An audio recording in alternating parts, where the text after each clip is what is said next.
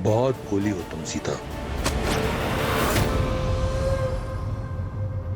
तो सुनो, भविष्य तुम्हारे राम का तुम्हें ढूंढने तुम्हारे पीछे पीछे अवश्य आएगा, तुम्हारा राम। परंतु उसके आगे उसकी असफलता चलेगी। तुम्हारे वियोग में तड़प तड़प कर मरेगा तुम्हारा राम,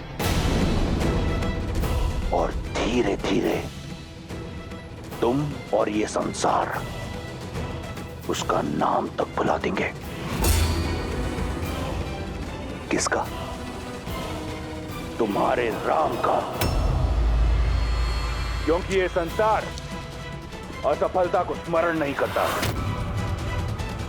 इसलिए कहता हूं, मान लो मेरी बात, अन्यथा तुम कहां हो ये तो दूर, तुम्हारे साथ क्या हुआ इसकी भनक भी नहीं मिलेगी तुम्हारे राम को।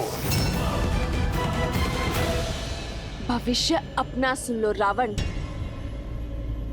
मेरे श्री राम आएंगे। जिस प्रकार घने मेघों को चीर कर सूर्य निकलता है, अपने अहंकार में मत, जिसे तुम कम आंकने की भूल कर रहे हो, जिसे तुम साधारण समझने का दुस्साहस कर रहे हो, वो मेरे श्री राम है, जो मुझे पाताल लोक से भी निकाल सकने में सक्षम।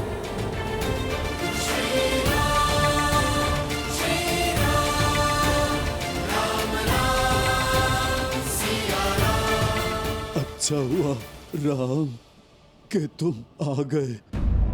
तुम्हारी ही प्रतीक्षा में मेरे प्राण अटके थे। आपके साथ किसने ये अनर्थ किया? ताश्री, ये प्रहार किसने किया आप पर? मेरी पुत्री जैसी सीता के सम्मान पर क्षमा क्षमा करना राम। प्रयास किया किंतु उसे रोक नहीं पाया, सफल नहीं हो पाया राम। वो मेरी पुत्री सीता को ले जाने में सफल हो गया। कौन ले गया मेरी सीता को? ताश्री, उत्तर दीजिए। ताश्री, ताश्री, उत्तर दीजिए। लक्ष्मण, लक्ष्मण की श्वास अब भी शेष है। शीघ्र ही वन में जाओ और रक्त रोकने में सक्षम जड़ी बूटियां लेकर आओ। जी भैया, थोड़ा जल भी ले आओ।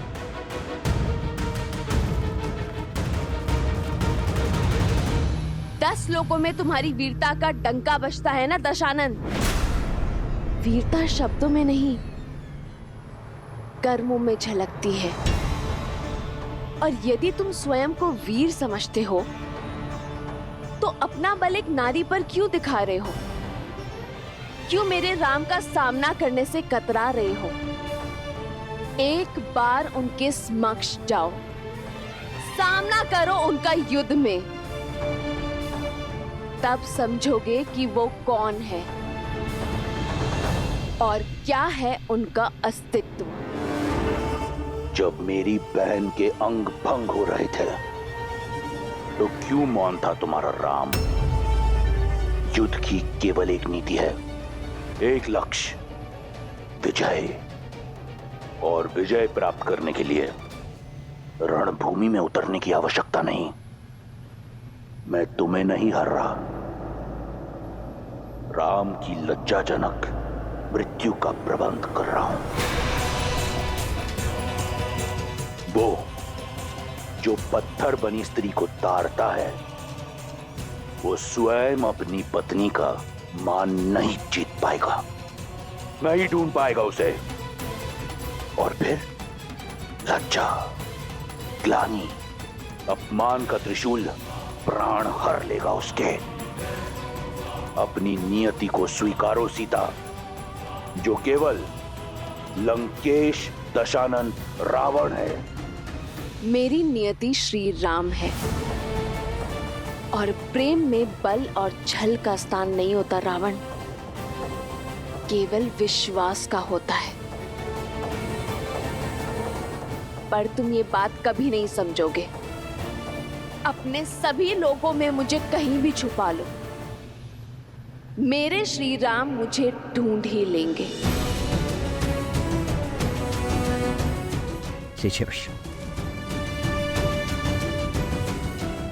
ताजरी, कहिए ताजरी, मेरी सीता को कौन ले गया है? मेरी सीता का हरण किसने किया है? कहिए ताजरी। मायावी दुष्ट रावण।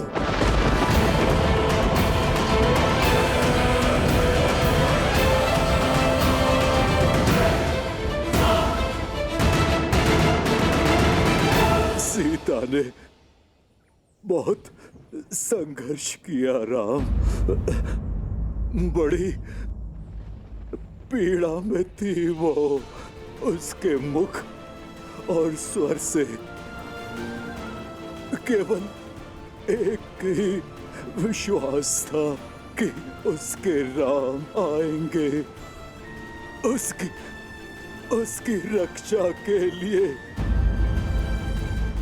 यहाँ समय नष्ट न करो राम, जाओ मेरी पुत्री की रक्षा करो।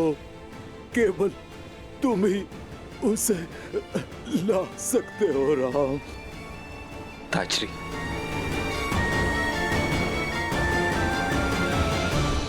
रावण कहाँ ले गया मेरी सीता को? दक्षिण दिशा में, शीघ्र जाओ राम।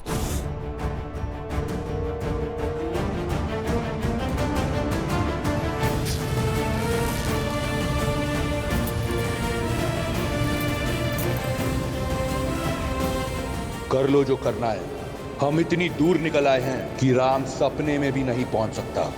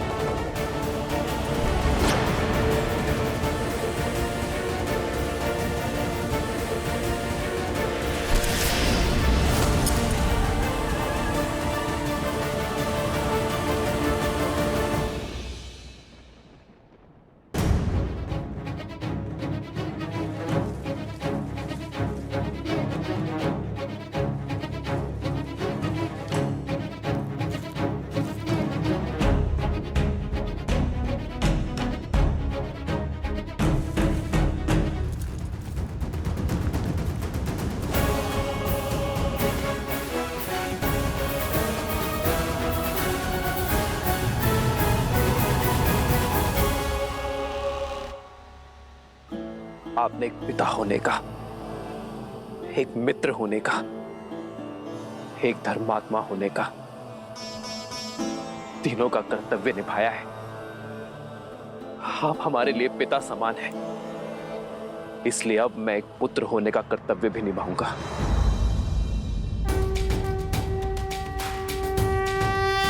मैं धर्मात्मा दशरथ पुत्र रघुवंशी राम ये सौगंध लेता हूं कि रावण तीनों लोगों में कहीं भी छुपा मैं उससे खोज निकालूंगा। आपके इस बलिदान का मेरी सीता के हरण का मूल्य चुकाना होगा उसे।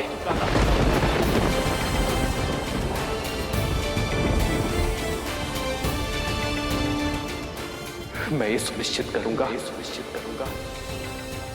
कि भविष्य में कभी कोई रावण किसी सीता का अपमान ना कर सके। कोई जटायु लहू लुहान ना हो। समस्त राक्षस प्रजाति को अपने किए का दंड भुगतना होगा। की सौगंध सुन ली मैंने। अब मैं शांति से मर पाऊंगा। मुझे आज्ञा दो। नहीं ताजश्री, मेरे परम मित्र दशरथ दूसरे लोक में मेरी प्रतीक्षा कर रहे होंगे। ताजश्री, मेरी आपसे एक विनती है। आप जब भी पिताश्री से मिले उन्हें यह मत बताइएगा कि सीता का हरण हो गया है। उनकी आत्मा को बहुत कष्ट होगा। मैं आपको वचन देता हूं कि रावण और उसकी समस्त राक्षस सेना परलोक में आकर मेरे पिताश्री के चरणों में गिरकर रघुकुल के अपमान की क्षमा मांगेगी।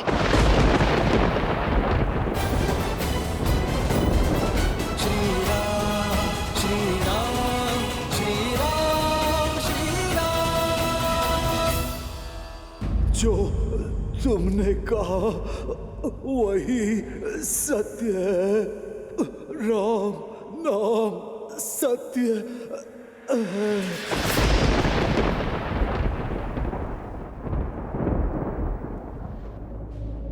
ताजश्री,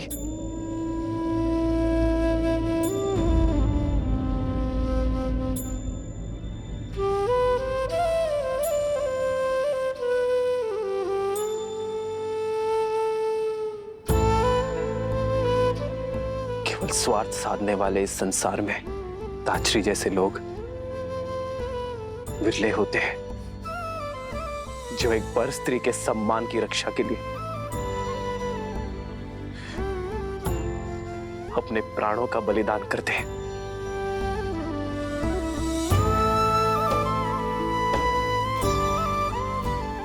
चंदन की लकड़ियां इकट्ठा करो लक्ष्मण। हम सम्मान सहित ताजश्री का अंतिम संस्कार करेंगे।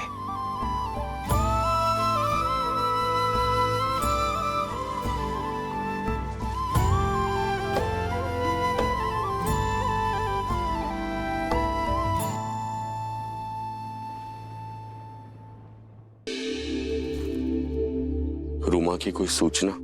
महाराज, गुप्तचरों से पता चला है कि बाली ने उन्हें बंदी बना रखा है। बहुत कष्ट में है वो। न जाने बाली के पापों का अंत कब होगा। प्रणाम महाराज सुग्रीव।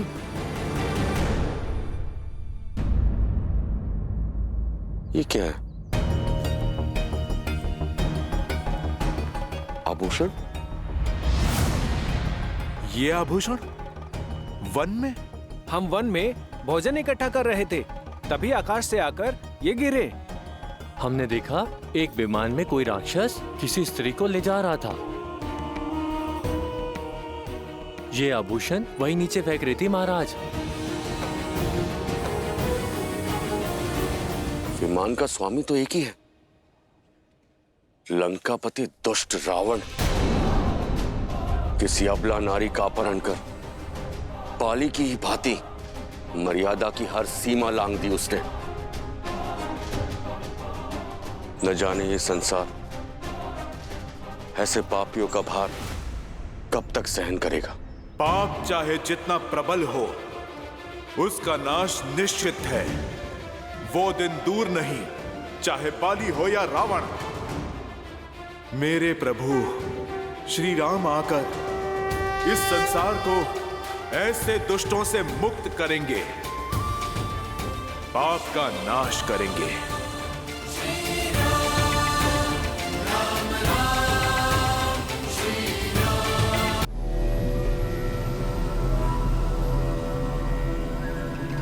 और कोई आभूषण शेष है जिसे फेंककर राम को मार्ग दिखा सको? कहा था ना, तुम कहां हो? ये जान भी नहीं पाएगा तुम्हारा राम।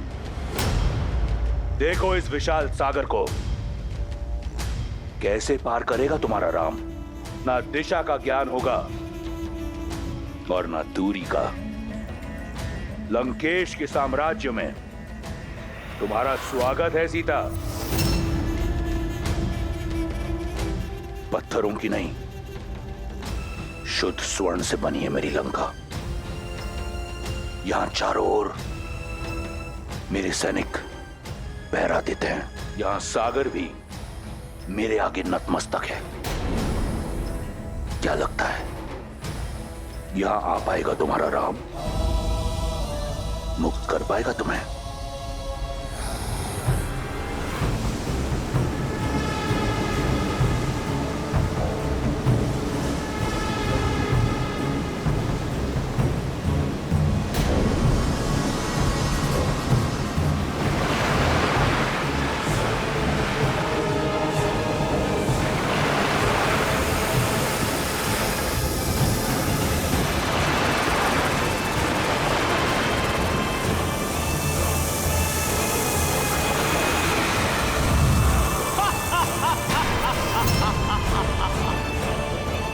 लंकेश को नागमाता सुरसा का प्रणाम। आपका सागर सुरक्षित है। जानता हूं सुरसा। इसी प्रकार अपने कर्तव्य पथ पर दृढ़ खड़ी रहो।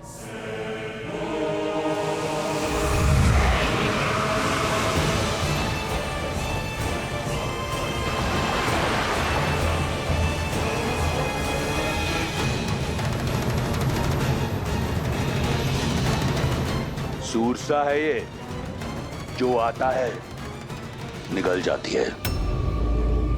और जानती हो सीता, नाग जिसे निगलता है उसके अवशेष भी नहीं मिलते।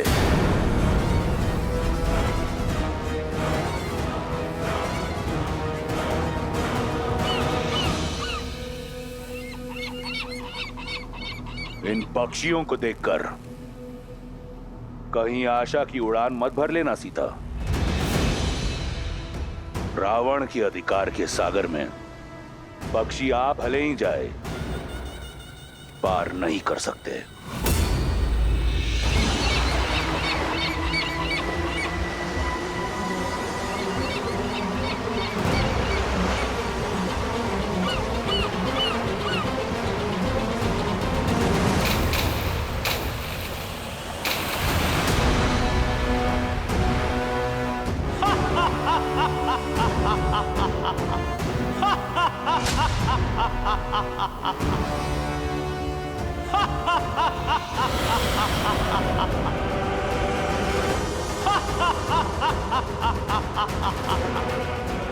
राहु की माता और आपकी दासी सिम्हिका का प्रणाम स्वीकार करें लंकेश।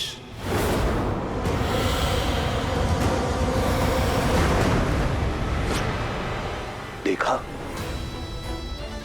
रावण की शक्ति, रावण की लंका को, जहां ईश्वर भी पग धरने से पहले मेरी अनुमति लेते हैं। कैसे आएगा वो तुच्छ वनवासी यहां? कैसे ढूंढ पाएगा तुम्हें? यहां धरा से लेकर वरुण तक सब मेरे दास हैं। मारा जाएगा बेचारा वनवासी तुम्हें खोजने के प्रयास में। जिन श्री राम ने कितनों को महासागर से पार किया, वो अपनी सीता के लिए ये सागर अवश्य पार करेंगे रावण। जिनके स्पर्श से शीला में भी प्राण आ जाते हैं, उन्हें ये सागर स्वयं मार्ग देगा। सीता का विश्वास देख मेरे हृदय में आशा जगती है, किंतु उसकी पीड़ा से मन भर आता है महादेव। इतने जटिल सुरक्षा घेरे को भेद कर कैसे बचा पाएंगे राम सीता को? धरा से लेके सागर तक उसके दास हैं। सुरसा, सिम्हिका जैसे न जाने कितने मायावी उसके आगे नतमस्तक है। ऐसे में लंका में प्रवेश कर पाना मुझे असंभव प्रतीत होता है। देवी, पाप और अधर्म का सागर कितना भी अपार, कितना भी गहरा क्यों ना हो, पुण्य और सत्य का एक तिनका भी उसे पार करने में सक्षम होता है। देवी सीता के प्रेम और विश्वास की डोर के कारण श्री राम भी इस दुर्गम सागर को पार करने का कोई ना कोई मार्ग अवश्य खोज लेंगे।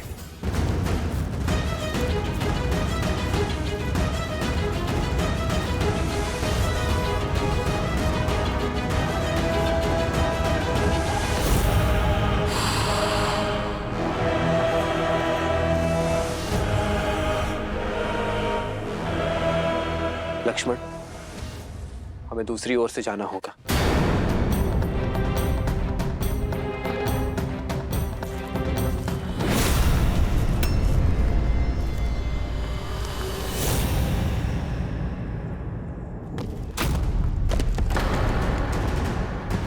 लक्ष्मण, भैया सावधान।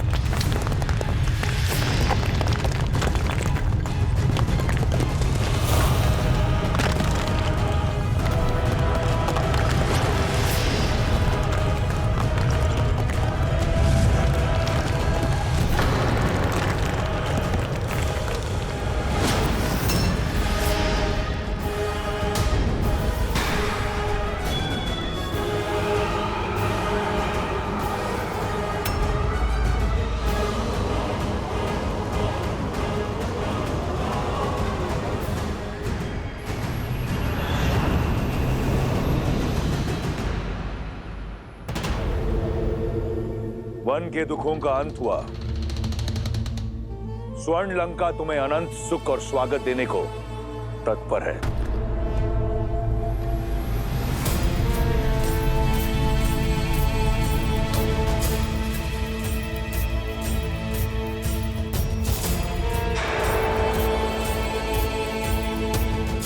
मुझे ज्ञात था कि एक बाण से 2 लक्ष्य तो केवल मेरे रावण भैया ही भेज सकते हैं।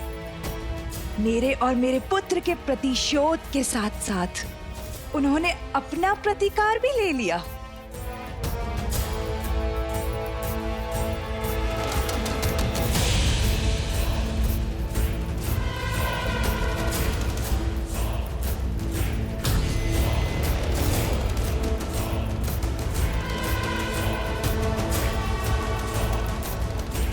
पुष्पक,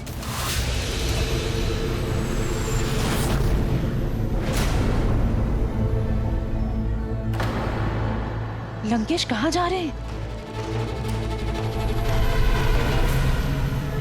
पुष्पक,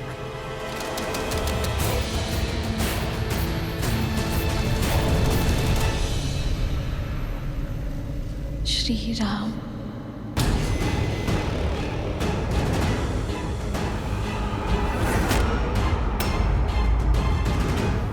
मृत्यु की मार्ग पे जा रहे हो, ना चीख रहे हो, ना भय से कांप रहे हो।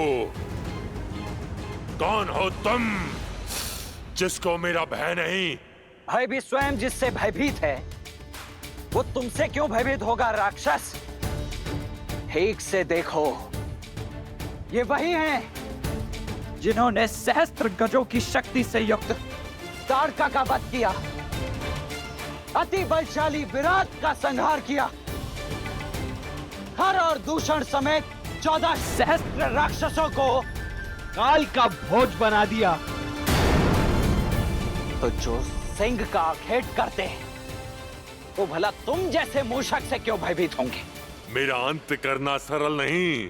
मुझे तब मारोगे जब मेरी मुट्ठी खुलेगी, और मेरी मुट्ठी खुलेगी नहीं। भैया, इस समस्या का जड़ से ही अंत कर देते। किसने कहा कि हमें तुम्हारी मुट्ठी खोलनी है? हमें तो वो भुजा ही काट देनी है जिससे तुम्हारी मुट्ठी जुड़ी है।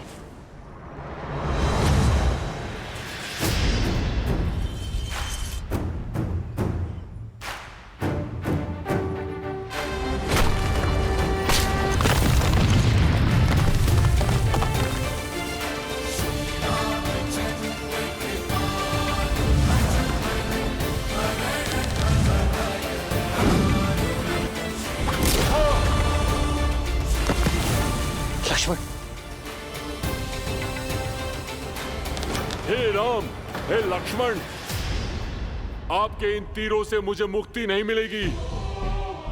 मेरे मोक्ष का मार्ग केवल मेरे अग्नि संस्कार है।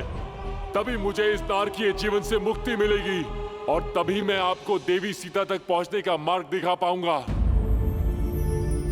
सीते भैया, माया भी है ये, अवश्य छल कर रहा है। अंत कर देते हैं इसका। रुको लक्ष्मण, ये सीता को जानता है। तुम्हें कैसे ज्ञात है कि हम सीता को खोज रहे हैं? और कैसे जानते हो कि वो कहाँ है? मेरा ये शरीर भले ही राक्षसीय हो, लेकिन मैं अंदर से गंधर्व हूँ।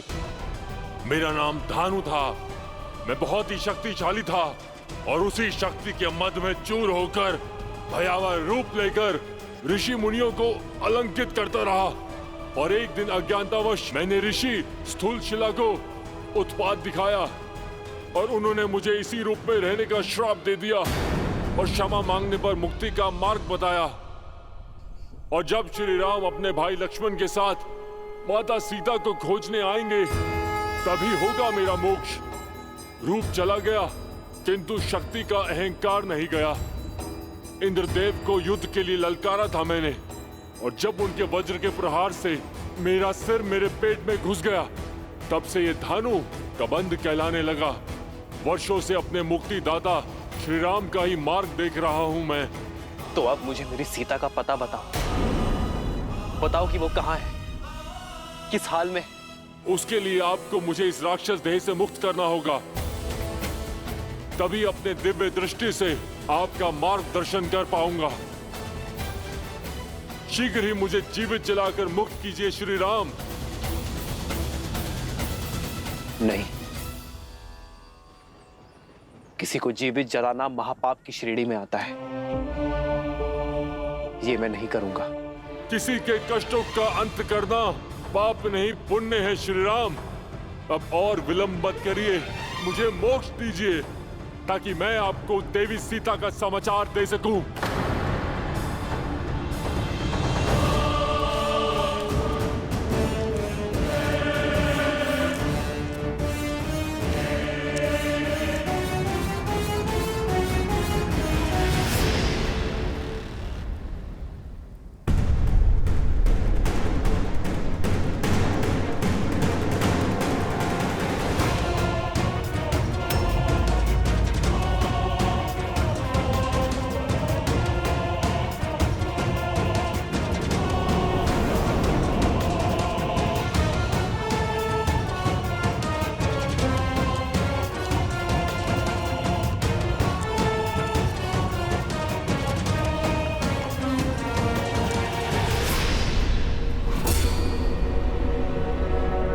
यह अशोक वाटिका है सीता।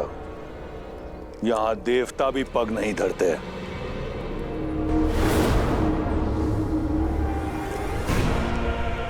यही सोच रही हूं ना कि लंका का भव्य महल छोड़कर तुम्हें यहां इस वाटिका में क्यों लाया हूं। आओ तुम्हें उत्तर दिखाता हूं। देखो देखो अपने प्रतिबिंब को। वन के कष्टों ने तुम्हारे दिव्य रूप की क्या दशा बना दी है। वल्कल वस्त्रों में लिपटी सीता वो सीता नहीं जिसका परिपूर्ण सौंदर्य मैंने मिथिला में देखा था, जिसे ना पाने की कुंठा आज भी वो एक शत्रु है जिसे मैं परास्त नहीं कर पाया। लंका में माटी से मुरझाई सीता नहीं, स्वर्ण सी चमकती सीता जाएगी। सुंदर आभूषणों और वस्त्रों से सज सीता लंका की महारानी के रूप में मेरे साथ यहां अशोक वाटिका से जाएगी। सीता केवल श्री राम के साथ जाएगी। जब तक इस सीता के शरीर में प्राण है तब तक उसके रोम रोम में केवल श्री राम है। तुम्हारे इन शब्दों का बुरा नहीं लगा मुझे।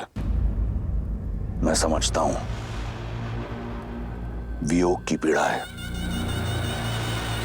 धीरे धीरे जाएगी, परंतु मेरा विश्वास करो, अशोक वाटिका का यह सौंदर्य तुम्हारा मन मोह लेगा और एक बार तुम लंका के रंग में रंग लो तो फिर ये प्राण भी मेरे और रोम रोम भी मेरा। मैं जानता हूं बहुत बड़ा निर्णय है, इसलिए कुछ पल के लिए तुम्हें एकांत देता हूं। आज रात हमारा रक्ष विवाह होगा, या तो तुम मेरी इच्छा के आगे झुक जाना, अन्यथा तुम्हें झुकाने का कोई ना कोई मार्ग मैं ढूंढ लूंगा।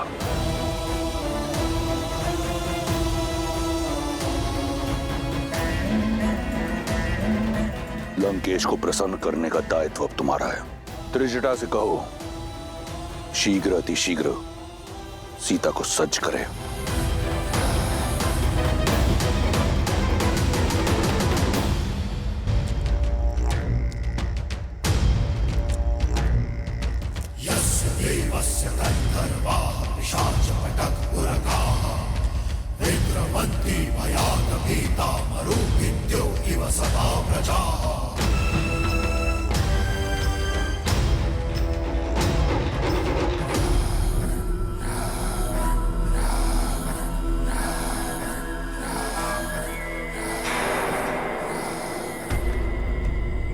जिन मुखों पर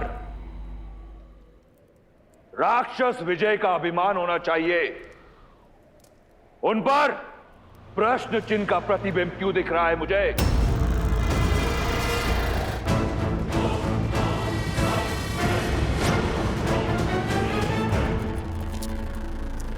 जब विजय का मूल्य विजय से बड़ा हो तो उसका तेज कम हो ही जाता है पिताश्री। किंतु यदि आपकी इच्छा वास्तविक विजय प्राप्त करने की है तो मुझे आज्ञा दीजिए, मैं राम और उसके भाई लक्ष्मण को अपने शौर्य से परास्त करके यहां आपके समक्ष बंदी बनाकर लाता हूं, आपके चरणों में गिराकर उनसे उनके प्राणों की भिक्षा मंगवाता हूं। किंतु एक शक्तिहीन एकाकी स्त्री को यूं छल से विवश करना, यह विजय नहीं है पिताश्री, कदापि नहीं। और जिस विजय में शौर्य की गरिमा ना हो, वो विजय आपको शोभा नहीं देती। मेघनाद, मुझे युद्ध ज्ञान मत दो। साम, दाम, दंड, सभी ज्ञानों का ज्ञाता हूं मैं। तुम्हारे जन्म की किलकारी से बहुत पहले रावण की विजय का डंका बजता आया है। इस राक्षस साम्राज्य को स्थापित करने के लिए न जाने कितने युद्ध लड़े हैं मैंने, परंतु सारे युद्ध भूमि में नहीं लड़े जाते। सीता का हरण एक युक्ति है, एक रणनीति है जो तुम्हारे आयु और अनुभव से बहुत परे है। इसलिए मौन रहो। सीता लंका के योग्य है, चाहे वरण से चाहे हरण से।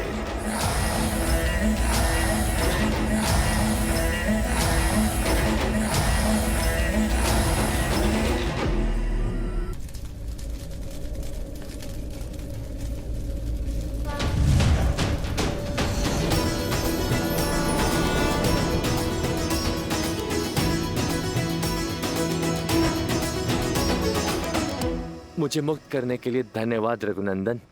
अब मेरी सीता की क्या सूचना दे सकते हैं आप? श्री राम, वो दुष्ट रावण माता सीता को दक्षिण की ओर लेके गया है, और वो वहां पर लेके गया है जहां पर मेरी दिव्य दृष्टि भी नहीं पहुंच सकती। किंतु इतना अवश्य देख सकता हूं कि आप जिस मार्ग पर जाएंगे वहां पर आपको समर्थन और समर्पण दोनों ही प्राप्त होंगे। आप ऋषिमुख पर्वत पर जाइए, वहां पर आपको वानरराज सुग्रीव मिलेंगे जो आपको सीता माता तक पहुंचाने में आपकी सहायता करेंगे। और ये ऋषिमुख पर्वत जाने का मार्ग? आप पंपा सरोवर की ओर जाइए, वहां ऋषि मतंग का आश्रम आएगा वहां महातपस्विनी शबरी वर्षों से आपकी प्रतीक्षा कर रही हैं।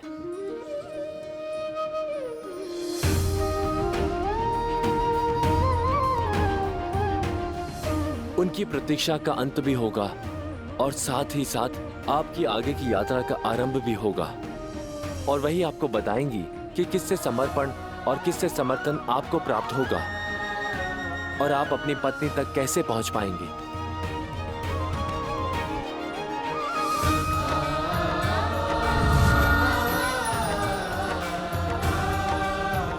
लक्ष्मण, हमें शीघ्र अतिशीघ्र माता शबरी तक पहुंचना होगा। जी भैया।